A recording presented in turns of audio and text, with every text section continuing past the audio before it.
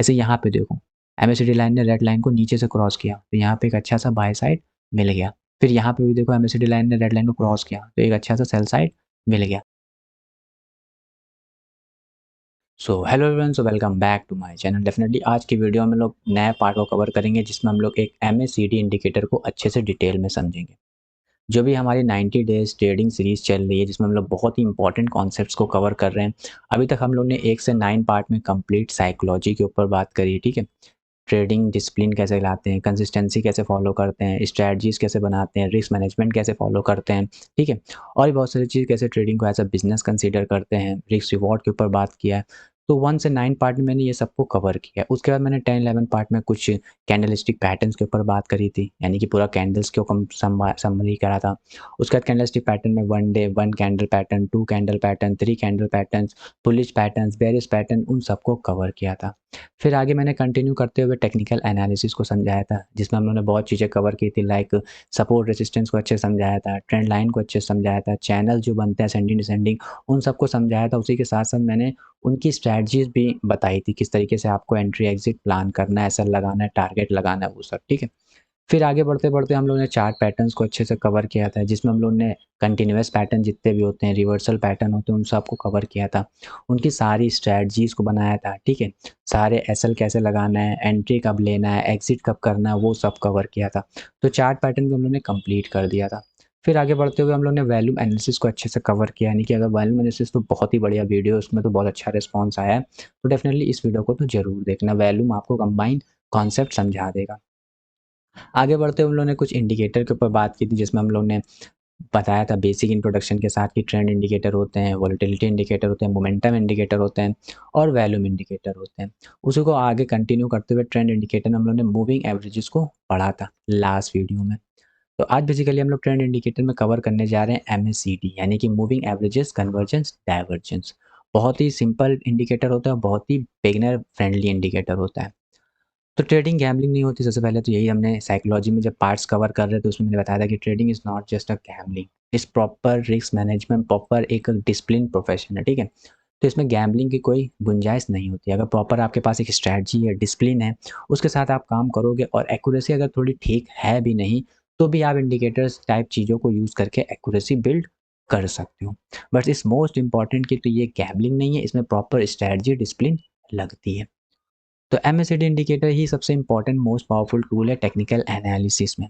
अगर इसमें trend following momentum को कंबाइन कर देते हैं तो बहुत ही नेक्स्ट लेवल का इंडिकेटर ये बन जाता है, स्ट्रैटेजी बन जाती है। यानी कि MACD के साथ अगर हम लोग ने कुछ और चीज़ें भी कंबाइन कर दी, टेक्निकल एनालिसिस, तो बहुत ही बेस्ट कॉम्बिनेशन बनता है। क्यों? क्योंकि MACD आपको trend as well as momentum दोनों को बताता है। यानी कि MACD ये बता सकता है कि अप ट्रेंड चले आने वाला है या डाउन ट्रेंड आने वाला है, उसी के साथ जो अप ट्रेंड है वो कितना स्ट्रेंथ रखता है, उस चीज़ को भी ये कवर करता है। तो MACD बहुत ही इंपॉर्टेंट होने वाला है। तो आज की वीडियो में हम लोग कंप्लीट MACD को इफेक्टिवली कैसे इंट्राडे ट्रेडिंग में प्रॉपर रिस्क मैनेजमेंट के साथ यूज़ कर सकते हैं, वो डिस्कस करेंगे, ठीक है। तो डेफिनेटली बहुत ही इंपॉर्टेंट वीडियो होने वाली है और चैनल पहली बार तो चैनल को सब्सक्राइब जरूर कर देना। इस वीडियो को देखने के बाद लाइक भी इसको कर देना और शेयर भी करना अपने दोस्तों के साथ जो ट्रेडिंग में पार्टिसिपेट करते हैं, ट्रेडिंग नॉलेज लेना चाहते हैं। तो सब्सक्राइब जरूर कर देना, क्योंकि आने वाली वीडियोज़ के जो भी 90 डेज़ ट्रेडिंग सीरीज़ है, बहुत चीज़ें कवर करनी है, तो उन सबकी वीडियोज़ का नोटिफिकेशन तुम्हें मिल सके। तो it's very important for you to subscribe this channel. चलो आगे बढ़ते हैं और समझते हैं MACD होता क्या है, ठीक है। पहले बेसिक ले लो, इसको हम लोग टेक्निकल एनालिसिस करेंगे, चार्ट पे जाके इजीली रियल मार्केट में एनालाइज करेंगे। यानी कि इस इंडिकेटर को लगा के हम लोग ये अच्छी तरह से समझेंगे कब एंट्री एक्टिवेट होती है, कब एग्जिट एक्टिवेट होती है, कब एसएल एक्टिवेट होता है, ठीक है, कब सेलिंग एक्टिवेट होती है, कब बाइंग एक्टिवेट होती है। तो वो रियल मार्केट में भी हम लोग चार्ट पे जाके समझेंगे। बट बिफोर दिस हमें थोड़ा बेसिक इंट्रोडक्शन उसके बारे में पता होना चाहिए। तो MACD क्या होती है? तो एक सिंपल और पावरफुल टेक्निकल इंडिकेटर होता है। ये ट्रेंड मोमेंटम दोनों को कंबाइन करके बेस्ट रिजल्ट देता है। बिगिनर के लिए बहुत ही फ्रेंडली होता है, ठीक है। यानी कि बिगिनर बहुत ही, अगर थोड़ा सा भी बिगिनर को समझ में आ गया MACD, तो वो इजीली इसके बेसिस पे ट्रेड ले सकते हैं। दैट्स वाई ये बहुत ही सिंपल और बिगिनर लेवल होता है।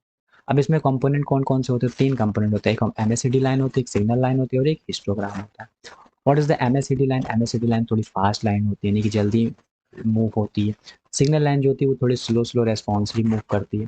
और हिस्टोग्राम बेसिकली बताता है कि डाइवर्जेंस, ठीक है। यानी कि हिस्टोग्राम अगर मान लीजिए एक जीरो लाइन होती है, बेसिक बता रहे हैं, और अगर इसके ऊपर हिस्टोग्राम चल रहा होता है तो यानी कि एक बुलिश सिग्नल चल रहा होता है। लेकिन जैसे इस हिस्टोग्राम हमने अपना ग्राफ नेगेटिव डायरेक्शन में शिफ्ट कर लेता है तो एक बेयरिश मोमेंटम स्टार्ट होता है।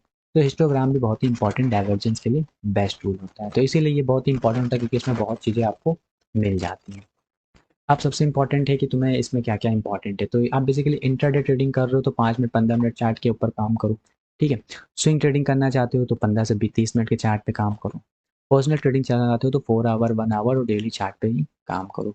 सेम स्ट्रैटेजीज़ होती हैं बट टाइम फ्रेम पर आप डिफरेंट डिफरेंट तरीके से यूज़ कर सकते हो, ठीक है। तो अगर आपको पता है कि इंडिकेटर कैसे काम करता है, तो time frame is just a component कि तुम्हें किस टाइप का ट्रेडिंग एक्टिविटी परफॉर्म करनी है।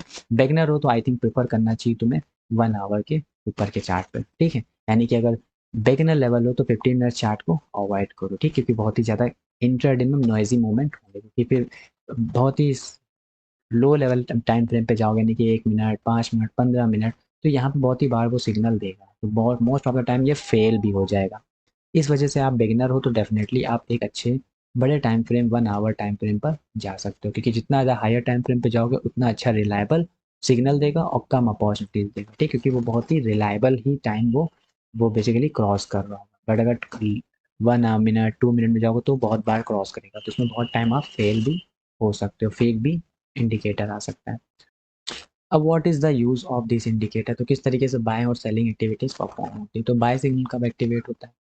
तो बाय सिग्नल जब एक्टिवेट होता है जब ब्लू लाइन जो होती है वो सिग्नल लाइन को नीचे से ऊपर कट करती है। देखो यहाँ पे एमएससीडी में समझाएंगे इंडिकेटर में जाके, यहाँ पे एक जीरो लाइन होती है, ठीक है, जीरो लाइन होती है। तो जो एमएससीडी लाइन होती है वो ब्लू कलर की होती है और जो आपकी सिग्नल लाइन होती है वो रेड कलर की होती है। तो जब नीचे से ऊपर की तरफ रेड लाइन को एमएससीडी लाइन क्रॉस करता है तो इसके करस्पॉन्डिंग आप क्या करते हो, बाय सिग्नल एक्टिवेट हो जाते हैं, यानी कि बुलिश ट्रेड लेने के लिए एक्टिविटी परफॉर्म हो जाती है। आप लॉन्ग की तरफ जा सकते हो। उसी के साथ अगर तुमने एमएससीडी में कुछ और चीज़ें भी इन्वॉल्व कर दी लाइक वीवैप यूज़ कर ले, कि हम पता है वैल्यू वेटेड एवरेज प्राइस क्या होता है, प्राइस हमेशा इसी के आसपास टहलता है। तो अगर इसी के पास प्राइस है तो डेफिनेटली एक अच्छे ट्रेड को कैप्चर कर सकते हो, या आप टेक्निकल एनालिसिस लगा सकते हो, चार्ट पैटर्न भी इंक्लूड कर सकते हो, उससे इसकी एक्यूरेसी और भी स्ट्रॉन्ग हो जाती है। जितने ज़्यादा आप डिफरेंट चीज़ों को कंबाइन करके बेस्ट आउटपुट ले सकते हो उतना ज़्यादा आपकी एक्यूरेसी और इम्प्रूव हो जाती है। और हमेशा क्रॉस ओवर कैंडल को क्लोज होने दो, एंट्री उससे पहले मत लो, ठीक है। जैसे यहाँ पे क्रॉस ओवर आया तो इस कैंडल को क्लोज होने दो, जब ये कैंडल क्लोज हो जाए उसके बाद अब एक्टिविटी ट्रेड की परफॉर्म करो। तो बाय सिग्नल का एक्टिविटी कब होती है, जब बेसिकली जीरो लाइन के नीचे एमएससीडी लाइन जो होती है वो रेड लाइन को सिग्नल को क्रॉस करती है, तब यहाँ पे आप बुलिश ट्रेड परफॉर्म हो जाते हैं, ठीक है। तो सेल में क्या होता है, यही जीरो लाइन होती है। अब जीरो लाइन में क्या होती है, एमएससीडी लाइन ऊपर होती है और बेसिकली और आपका ये जो है रेड लाइन नीचे होती है। तो जब एमएससीडी लाइन रेड लाइन को क्रॉस करती है, ठीक है, ये रेड लाइन हो गई, ये एमएससीडी लाइन हो गई, जैसे इस पे क्रॉस आता है तो जहाँ पे जो प्राइस बनता है वहाँ से आप एक डाउन ट्रेंड का ट्रेड कैप्चर कर सकते हो, यानी कि सेल साइड पोजीशन ओपन कर सकते हो और बाय वाली पोजीशन को क्लोज कर सकते हो। जब तक नेक्स्ट अपोज क्रॉस ओवर ना है पोजीशन होल्ड करते सकते हो, पर ट्रेलिंग स्टॉप लॉस जरूरी है। अब इंपॉर्टेंट क्या है कि यहाँ पे आपने ट्रेड ले लिया, कब तक कैप्चर करो, जब तक कि वापस से जीरो लाइन के नीचे आके ये एमएससीडी लाइन जो है वो रेड लाइन को क्रॉस ना करे। जैसे ये क्रॉस करे फिर यहाँ पे आप क्या करो, सेल साइड की पोजीशन बंद कर दो और बाय साइड की ट्रेड एक्टिविटी सेल ओपन कर लो, ठीक है, बाय साइड का ओपन कर लो पोजीशन और सेल साइड को क्लोज कर लो। तो इस तरीके से बेसिकली आप सिंपली शॉर्ट पोजीशन में भी काम कर सकते हो। मार्केट ये भी इंपॉर्टेंट है कि मार्केट बेयरिश है या साइडवेज है, दैट्स वेरी इंपॉर्टेंट, ठीक है। मतलब अगर मार्केट एक मूविंग एवरेजेस के ऊपर चल रहा है तो यहाँ पे बेसिकली आप बाय साइड का ट्रेड लोगे, तो उस केस में अगर मार्केट सेल साइड अपॉर्चुनिटी दे भी एमएससीडी तो आप अवॉइड करो, क्योंकि बेसिकली एवरेजेस आप ट्रेंड को रिप्रेजेंट करते हैं। तो वहाँ पे वेट करो, जब ये वापस नीचे से ऊपर क्रॉस करे तो यहाँ पे आप बाय साइड का ट्रेड ले लो, क्योंकि और कंबाइन करोगे तो आपकी हायर प्रोबेबिलिटी हो जाएगी ट्रेड में विन की। दैट्स वाई कि तुम्हें और चीज़ें कंबाइन करना पड़ता है। तो सिंपल है, बेसिकली एक जीरो लाइन होती है, एक एमएससीडी लाइन जब एमएससीडी लाइन जब बेसिकली आपकी रेड लाइन को क्रॉस करती है तो यहाँ पे आप बाय सिग्नल एक्टिवेट हो जाता है। कब तक होल्ड करो, जब तक कि वापस से ये एमएससीडी लाइन रेड लाइन को क्रॉस ना करे। जैसे रेड लाइन क्रॉस करे वापस से आप एक सेल साइड एक्टिविटी परफॉर्म करो, ठीक है। तो इस तरीके से आप बेसिकली एमएससीडी लाइन का यूज़ कर सकते हो या एमएससीडी इंडिकेटर का यूज़ कर सकते हो। अब understanding divergence that is very important, ठीक है। जो यहाँ पे आपका हिस्टोग्राम बार बनते हैं वो बहुत इंपॉर्टेंट रोल प्ले करते हैं। कैसे, आपके पास जो ये जीरो लाइन होती है यहाँ पे कुछ हिस्टोग्राम बनते होते हैं, ठीक है। तो अगर ऊपर ऊपर है तो यानी कि यहाँ पे अभी अप ट्रेंड चल रहा है, ठीक है। बट जैसे जैसे ये हिस्टोग्राम श्रिंक होने लगते हैं, छोटे होने लगते हैं, तो यानी कि यहाँ पे रिवर्सल आने वाला है। और फिर जब ये नीचे शुरू हो जाता है तो सिंपली आप बेसिकली डाउन ट्रेंड को देख सकते हो। फिर ये धीरे-धीरे श्रिंक होने लगता है तो यहाँ से फिर वापस से अपसाइड के लिए प्लान कर सकते हो। तो इस तरीके से डाइवर्जेंस काम करता है। अगर प्राइस ऊपर भी जा रहा है लेकिन हिस्टोग्राम धीरे-धीरे छोटा होता जा रहा है, तो यहाँ सिंपली आप समझ सकते हो कि ये डाइवर्जेंस कॉन्सेप्ट है। ठीक है? मान लो मतलब प्राइस ऊपर जा रहा है और जो हिस्टोग्राम का जो ग्राफ है वो धीरे-धीरे नीचे जा रहा है। इसका मतलब ये डाइवर्जेंस को रिप्रेजेंट कर रहा है। जैसे ये बेसिकली ज़ीरो लाइन के नीचे बनना शुरू हुआ हिस्टोग्राम, आप बेसिकली सेल साइड के लिए रिवर्सल प्लान कर सकते हो। तो इसलिए हिस्टोग्राम में डाइवर्जेंस बहुत ही इंपॉर्टेंट रोल प्ले करता है। अभी इंडिकेटर में देखेंगे चीज़ें समझ में आएगी। तो एमएसिडी लाइन, हिस्टोग्राम और प्राइस एक्शन का कंबाइन कर देते हो तो आप बहुत ही अच्छी इस ट्रेडिंग में एक्यूरेसी ला सकते हो। ठीक है? सिग्नल ट्रेड ना लें, ठीक है? सिर्फ सिंगल लाइन पे ट्रेड कभी भी मत लिया करो सिंगल, हमेशा मल्टीपल कंफर्मेशन देखा करो, ठीक है? यानी कि टेक्निकल एनालिसिस चार्ट पैटर्न्स को भी कंबाइन कर लिया करो। डाइवर्जेंस और मोर रिवर्बल और हायर टाइम फ्रेम, यानी कि डाइवर्जेंस जो होते हैं वो अच्छे से काम करते हैं हायर टाइम फ्रेम। जब भी आप ट्रेडिंग में अगर हायर टाइम पे जाओगे तो हायर टाइम फ्रेम पे आपकी एक्यूरेसी और स्ट्रॉन्ग होती जाएगी, ठीक है? जब जितने लोअर टाइम फ्रेम में जाओगे उतना ज़्यादा तुम्हें फॉल्स सिग्नल मिलेगा। इसीलिए बिगिनर हो तो बेसिकली लोअर टाइम फ्रेम को अवॉइड करो, हायर टाइम फ्रेम में ही ट्रेड एक्टिविटी परफॉर्म करो। That is very important. अब थोड़ा रिस्क मैनेजमेंट की बात कर लेते हैं, ठीक है? मतलब ट्रेड कैसे लोगे? तो मान लेते हैं ये हमारा स्टो एमएसिडी लाइन थी और इसने क्रॉस ओवर करा, तो यहाँ पे क्रॉस किया एमएसिडी लाइन ने, तो यहाँ पे आप ये एमएसिडी लाइन है, ठीक है? ये रेड लाइन है, इसे क्रॉस किया, तो ट्रेड कैसे लोगे? ट्रेड लेने का मतलब है कि इस क्रॉस ओवर पे ये लाइन, ये कैंडल को बनने दो, अगली कैंडल बेसिकली आप बाय साइड का ट्रेड लो, एसएल क्या लगाओ? इसके प्रीवियस कैंडल का लो, ठीक है? सिमिलरली जैसे बेसिकली आपकी ज़ीरो लाइन से ऊपर एमएसिडी लाइन ने क्रॉस किया, या एमएसिडी लाइन ने क्रॉस किया, तो यहाँ बेसिकली इस कैंडल को क्लोज होने दो, नेक्स्ट कैंडल जो सेलिंग किया है वहाँ पे ट्रेड लो, इसको प्रीवियस कैंडल का ये हाई जो है एसएल लगा लो। तो इस तरीके से आप बाय साइड और सेल साइड का ट्रेड ले सकते हो। क्रॉस ओवर टाइम जो कैंडल है उसकी नेक्स्ट कैंडल पे ट्रेड लो, उसकी प्रीवियस कैंडल पे एसएल लगाओ, ठीक है? अगर बाय साइड हो तो लोअर और सेलर साइड हो तो हायर साइड, ठीक है? तो वही कह रहा है कि अगर एंट्री पहले वाली कैंडल के लो पर एसएल लगाओ, अगर बाय साइड हो सेल साइड हो तो बेसिकली सेल साइड में जब लेते हो प्रीवियस कैंडल के क्या हाई का एसएल लगाओ। हमेशा ट्रेलिंग स्टॉप लॉस जरूर यूज़ करो, हमेशा जब भी ट्रेड आपके फेवर में हो तो एसएल को एडजस्ट करते रहो, ठीक है? और हमेशा कैपिटल का 1-2% ही ट्रेडिंग कैपिटल का रिस्क लो, ठीक है? इंश्योर करो कि सर्वाइविंग लूजिंग स्ट्रीक, यानी कि अगर लूजिंग स्ट्रीक चल रहा है तो वहाँ पे सर्वाइव करो। वो कब कर पाओगे? जब आपका एसएल रिस्क मैनेजमेंट बेटर होगा। तो दैट इज़ द कॉन्सेप्ट कि कब आपको ट्रेड लेना है वो भी बता दिया, एसएल क्या लगाना है वो भी बता दिया। तो इट्स वेरी इंपॉर्टेंट कि आप एमएसीडी को और अच्छे से मास्टर करो। अब ये एक्यूरेसी कब बेकार हो जाती है? तो ट्रेंडिंग मार्केट में एमएसीडी की एक्यूरेसी बहुत अच्छी होती है, यानी कि 70% एक्यूरेसी ट्रेडिंग मार्केट में होती है।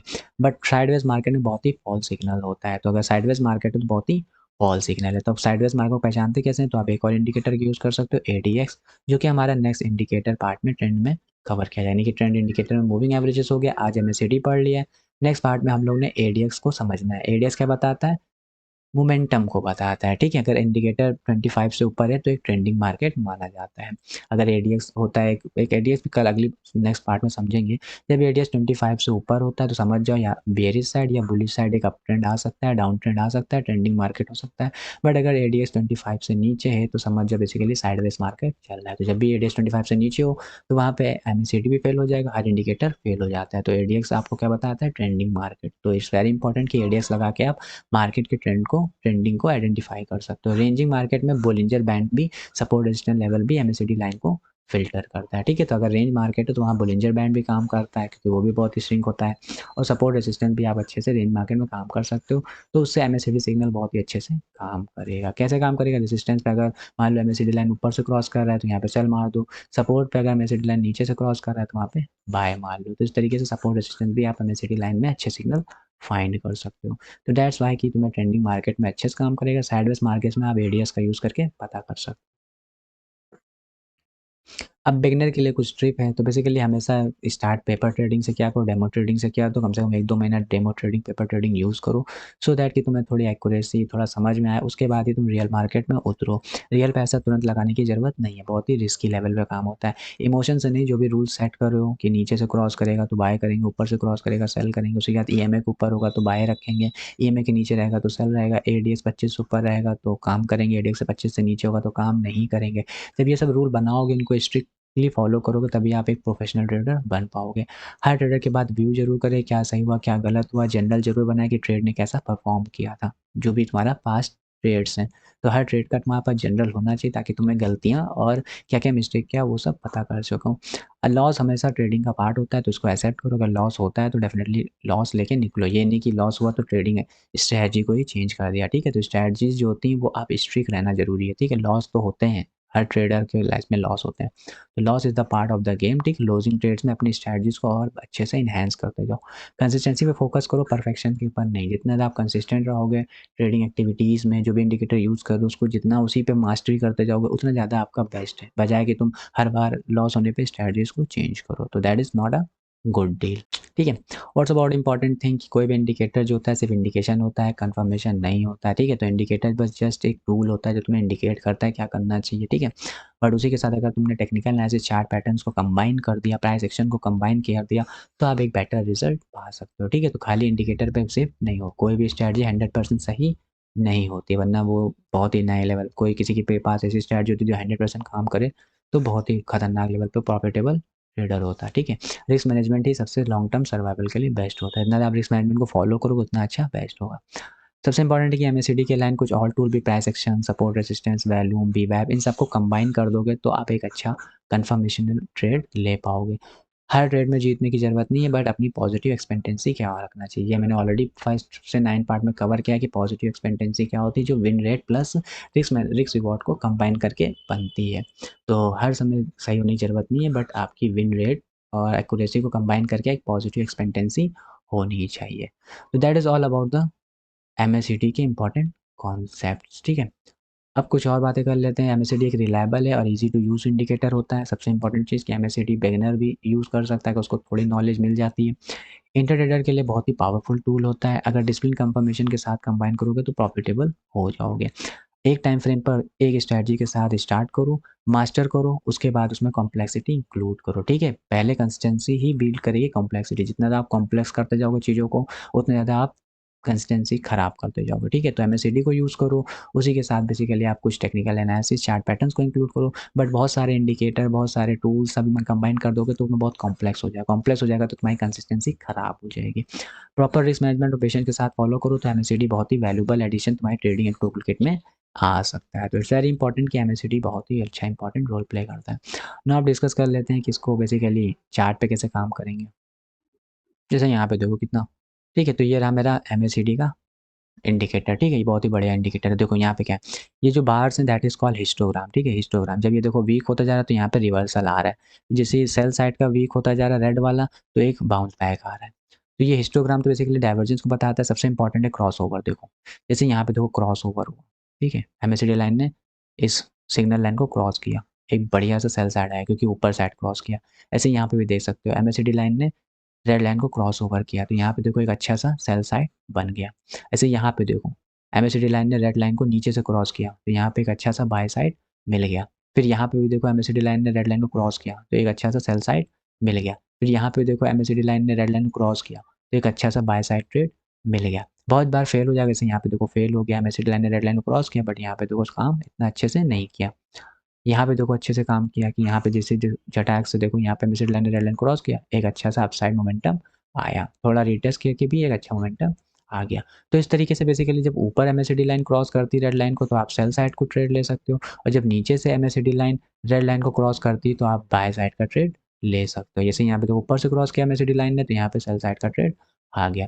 तो इस तरीके से एमएसीडी लाइन बहुत ही अच्छे से काम करती है। हिस्टोग्राम क्या बता, इससे देखो हिस्टोग्राम यहाँ से देखो बढ़ता गया बढ़ता गया बढ़ता गया बढ़ता गया, जिससे देखो यहाँ श्रिंक होने लगा, श्रिंक जैसे ही होने लगा देखो मार्केट ने रिवर्सल पकड़ लिया। फिर यहाँ पे सेल साइड एक्टिविटी हुई, सेल साइड एक्टिविटी हुई, फिर जैसे देखो यहाँ पे धीरे धीरे प्राइस धीरे धीरे क्या होने लगा, यहाँ पे देखो श्रिंक होने लगा वैल्यूम इसका रेड साइड का। तो फिर मार्केट ने वापस से एक अपसाइड मोमेंटम स्टार्ट कर दिया। फिर देखो यहाँ पे धीरे धीरे मार्केट ने श्रिंक किया, थोड़ा रेड साइड आया, थोड़ा मार्केट ने गिराया। फिर धीरे-धीरे देखो यहाँ पे छोटा-सा रेड साइड बना, रेड बार बने, रेड बार में थोड़ा मार्केट ऊपर गया, फिर जैसे ही नीचे सेल साइड आया तो नेगेटिव हो गया। तो हिस्टोग्राम से भी आप अंदाज़ा लगा सकते हो कि जो ट्रेंड है वो जैसे यहाँ पे देखो ट्रेंड धीरे-धीरे गया तो लेकिन फिर धीरे-धीरे वीक होने लगा। जैसे वीक होने लगा तो यहाँ पे वापस से सेल साइड एक्टिविटी परफ़ॉर्म हो गई। देखो यहाँ पे सेल साइड अच्छा ट्रेड आ गया। फिर उस तरीके से देखो यहाँ पे सेल चलता रहा, सेल चलता रहा, यहाँ पे देखो सेल चलता रहा इतने पार्ट में। फिर जैसे यहाँ पे देखो वॉल्यूम नेगेटिव वाला कम 0 कम होने लगा, सिंक होने लगा, तो यहाँ से देखो बाय साइड का एक्टिविटी परफॉर्म हो गई। तो इस तरीके से आप रिवर्सल भी हिस्टोग्राम का यूज़ करके पता कर सकते हो। तो बहुत ही बेस्ट इंडिकेटर होता है, बहुत ही सिंपल और ईज़ी टू यूज़ होता है। बट इसी के साथ कुछ और चीज़ें कंबाइन कर दोगे, टेक्निकल एनालिसिस चार्ट पैटर्न, जैसे यहाँ पे टेक्निकल भी लगा सकते हो। देखो ट्रेंड लाइन को तोड़ा, एमएसीडी लाइन ने क्रॉसओवर दिया, तड़ाक से मार्केट नीचे गिर गया। तो इस तरीके से आप ट्रेंड लाइन का भी यूज़ कर सकते हो। जैसे यहाँ पे देखो इसने इस रेजिस्टेंस को ब्रेक किया और एमएसीडी लाइन ने क्रॉस किया, एक अच्छा सा अपसाइड मिल गया। तो आप प्राइस एक्शन टेक्निकल एनालिसिस को भी यूज़ करके एक अच्छा ट्रेड ले सकते हो। तो that is all about the simple of MACD, जो कि बहुत ही टफ नहीं होता है। आप ट्रेड इंडिकेटर लगा के आप पीछे जाके एनालाइज़ करो, बैक टेस्टिंग करो, आपको ईज़िली रिजल्ट मिल जाएगा कि 70% एक्यूरेसी इसकी क्यों होती है। तो that is all about the trend indicator concept. So hopefully आज की वीडियो में जो ट्रेंड इंडिकेटर पार्ट में हम लोग ने मूविंग एवरेज के साथ उसी के साथ एमएसीडी इंडिकेटर कंबाइन किया। देखो theoretical part is important knowledge लेने के लिए, बट प्रैक्टिकल तभी समझ में आएगा जब तुम चार्ट पैटर्न्स चार्ट पे जाके इस इंडिकेटर का लगा के इससे स्ट्रैटेजीज इसकी बैक टेस्टिंग करोगे, सो दैट तुम्हें अच्छे से रिजल्ट इसका आउटकम मिलेगा। तो thanks for watching this video. आज की इंडिकेटर सीरीज में हम लोगों ने एमएसीडी को कवर कर लिया ट्रेंड इंडिकेटर में। नेक्स्ट पार्ट में हम लोग कवर करेंगे एडीएक्स, जो कि बहुत ही ट्रेंडिंग मार्केट या साइडवेज मार्केट उसको बताता है। इसमें बहुत इंपॉर्टेंट कॉन्सेप्ट्स होते हैं।